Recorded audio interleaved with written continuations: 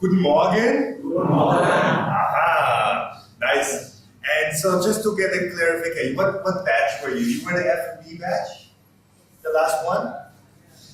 What is your position? All of you is F&B utilities?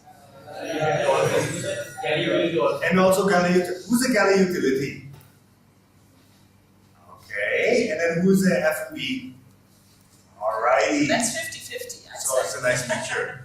So first of all, I have to say congratulations for passing the training.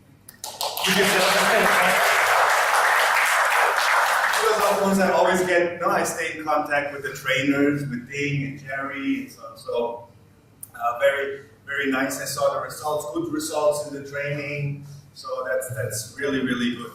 So thank you so much, of course, for this wonderful introduction, and I was surprised. We didn't expect this kind of a reception, so this was, of course, fantastic. I know from the past times that I was here and I conducted training, I know this is a perfect environment for training. I know in the morning, what I love the most, 8 o'clock, we first have the whole Buddhist chants in the morning that gets us in the right energy level and spirit, and I know this is a very positive environment, and that's one of the things I love about training here and coming back each year. Because the environment is positive, it's an environment where we really look for trying to give you guys the best possible information and preparation so that when you go to the ship, that you will be successful. I mean, that is the main goal, how to get you trained. Of course, we cannot imitate the actual work conditions on the ship. We don't have 3,000 guests jumping around here. We try sometimes to be 3,000 guests. Correct. But other than this, we have to kind of improvise with what we have. But I think the key is to get into the right mindset for going to the ship, to understand what is going to happen when we go there, to be flexible, to be open-minded. You know, these are the things that is critical for success on the ship. And I think we are able to install that and help you to get into that right mind frame. So when you go, then you will be successful. And I think that's the main goal. Yeah. And may I add something? so in the very cold Germany. It's about 10 degrees at the moment, so you can't imagine how freezing it is. So I'm thankful to be here, sun is shining. And what I hear about Sri Lanka and the partnership with Winstone and also with you, that are very, very great results. So we're quite fresh as AIDA, as a company in Sri Lanka. Yep. So, and I think we have a lot of experience in the Asian markets like the Philippines and India. But what I do love most about Sri Lanka is that what Walter said, still I'm feeling a positive attitude, and I can actually feel that I come here, that there's so much passion about service, you're so open-minded, you're friendly, you look into my eyes when you say hello, and that's that's the very, very small things that make me happy because I feel welcome, and that's what passion actually is about, to really connect to someone, to say good morning and to smile and to mean it because it's something we really have in our heart, because what we do is tourism, is hospitality, but we don't do it just for money. We really do it because we love to exceed that the guests expect something. It's the best time of the year, it's their holidays, and we all love holidays, right? I mean, I hope you do so as well. And that's the time of the year where really people want to spend a good time, and that's where we are there for. So I think this is what AIDA is all about. You will see when you come aboard, it is a cruise ship, yes, but we still are very passionate about what we do. And as you see, Walter and me, we're quite a typical example even of the German cruises who work on board the cruise ship. We very love to smile, and what we promise on board the ship, you can see that smile, on the ship. Home of the smile. The home of the smile. This is how it will be on board as well. So there is a difference in what we do and how we do it. Even together as crew members and as colleagues, we really love what we do. And I think that's special. Great, great. And I mean, it's reflected in, I'm sure you know that we're the only cruise ship company where basically in your off-duty, you can go into the public area.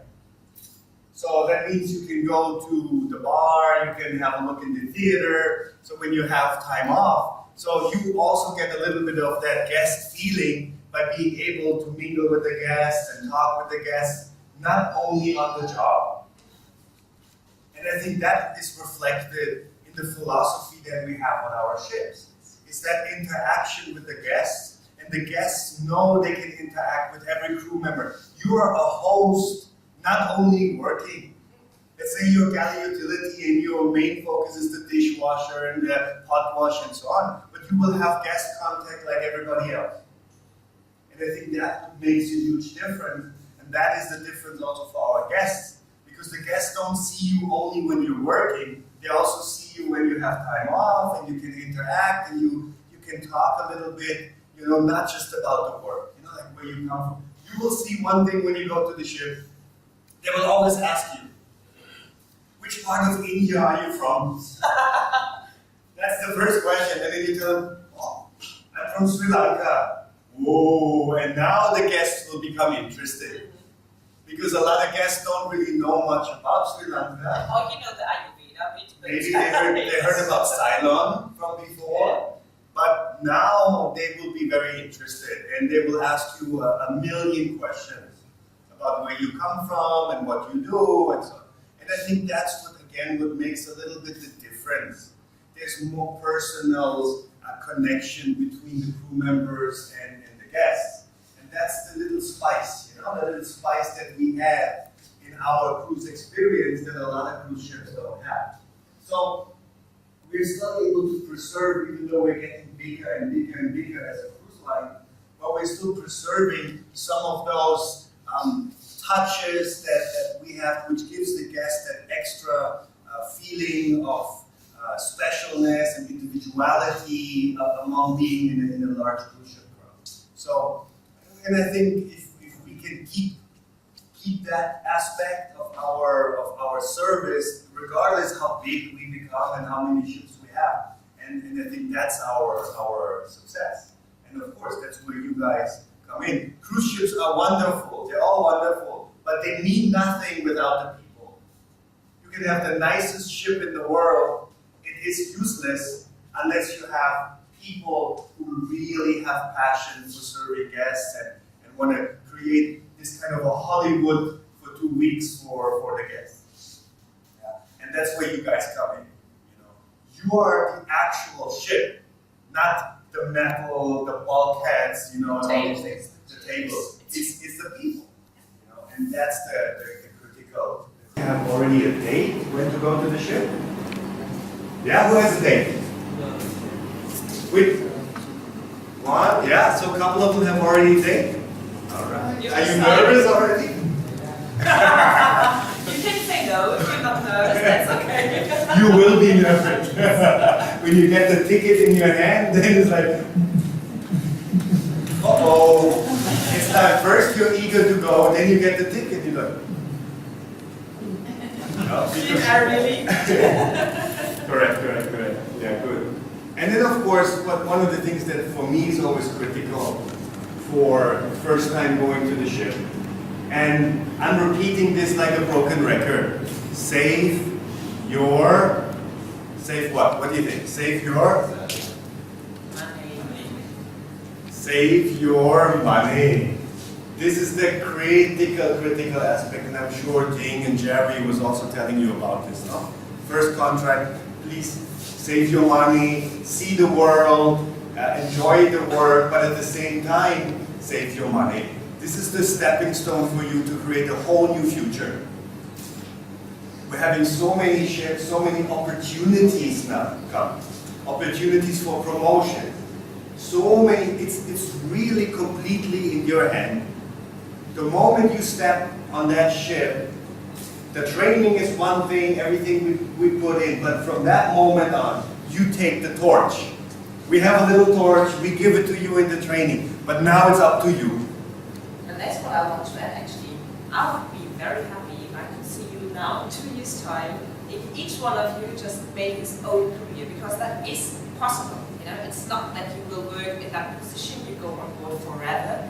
It's about each and every single one of you to make out the most of it, and you have it in your own hands, because everything is possible if you really want to do that.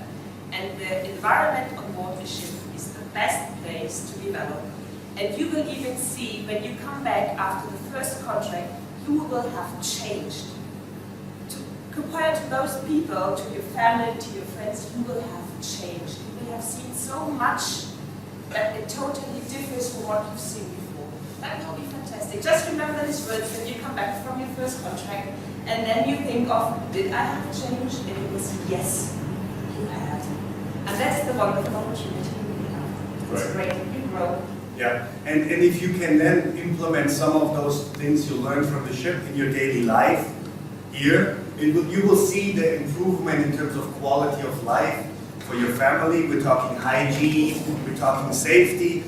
We always talk about these things, but it changes the mentality. So you start looking at things differently. You're looking, how can I improve the quality of my home? How can I improve the safety, my family? And this will, and if it gives you at the same time a little bit of a financial security, of course. You can build up some savings, so that you know when you have children, I can send them to, maybe a different school and all these things. So it's really, it's an opportunity for you to grow as a human being, to grow economically, financially, and also just to be able to get experiences. It's like a concentrated slice of life going on a cruise ship. Yeah. It's life in a compression form, because all of a sudden you're going to interact with people from 40 different nationalities that normally you would never have a contact with. How can you travel quickly to 40 different countries? So on the ship, the countries come to you. The food comes to you. Try to eat some German food, some Indonesian food. Try to eat a nice sausage, and try to experience. You don't want to, I have never eaten this. I only eat the sausage, the one that my mama made. No, you try it. You try different sausages, you try foods and experiences. And this is what I always loved on the ship, because it's all there. It's this concentration of life and experiences. Sometimes you go to the ship and you're like, oh, my contract's so long. And then before you know it, the contract is finished, and you're like, whoa, it's like a roller coaster. It's like, shoo.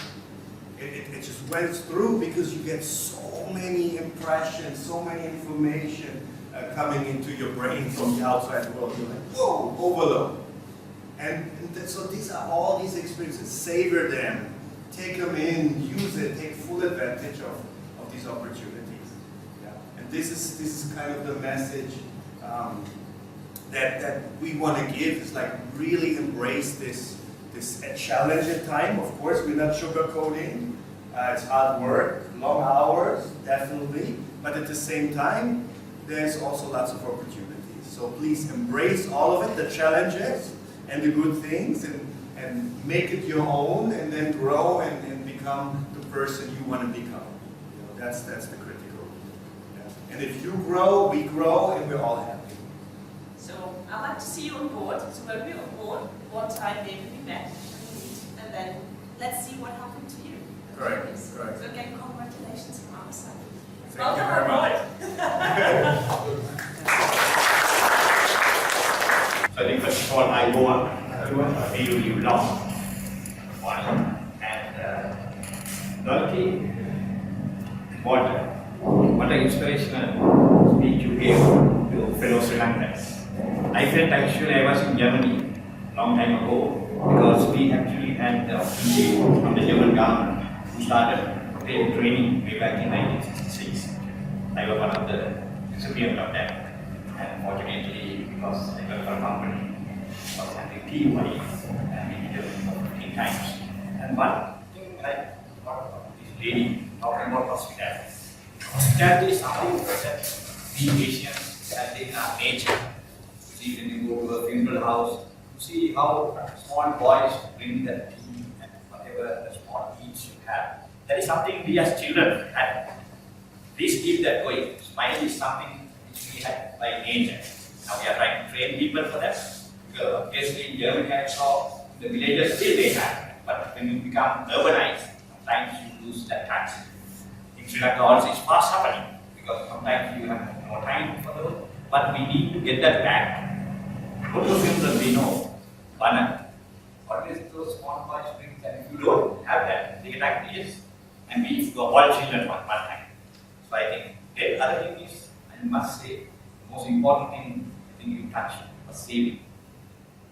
I mean, that's a great thing what we have done. We have seen in Germany people, I mean, worldwide, today the German economy is very strong. Because they are the only country which has savings. All other countries are in debt. That is something that we will learn. Thank you very much once again. You have given that advice to my fellow countrymen. Saving, because you can take care of your parents, children as well. Like I said, give the children a better education. But that's which we did. So once again, I have to say thank you very much, AIDA. We are very fortunate actually. You are having 14 ships coming in 2020, and the cruise industry is in a growth lane. And I'm in tourism. We are in tourism. Maybe the growth in cruise ships is much higher than tourism. But at the same time, you get a first-class training by associating, working with different nationalities, respecting different nationalities, enjoying different food. These are all training which myself, my wife and Jagat, we all got. And I'm so happy today to see all of you all going into your career. Yeah, you will enrich yourself in no time. It took us so many years to enrich ourselves, but you are getting it in a concentration form. And once again, I must thank both of you. You have helped us. And we at Bridgestone have been always trying our level best to give the best to these people, because maybe we are in business, but we are also professionals. We also have had the same training, starting seated like this, listening to lecturers, cutting onions, getting tears, cutting our fingers. Then some elders or bosses would have pushed us, so we have gone pain, trying all these things. But at the end of the day, I must tell you, tourism or serving people is the most rewarding thing. When we go a glass of water and somebody enjoys that, that's the biggest satisfaction. Money will come after. In my career also, it's the same. We never look for money, but money came behind. And in fact, now, in the twilight of my career, but I'm very, very fortunate that I came into the tourism industry. I'm fortunate that I met my wife also in the same industry. And what can I say? You all are very, very lucky. So please take that opportunity. And you are very fortunate to have people like trainers also have a heart. That's the most important. Talk from the heart. All the best.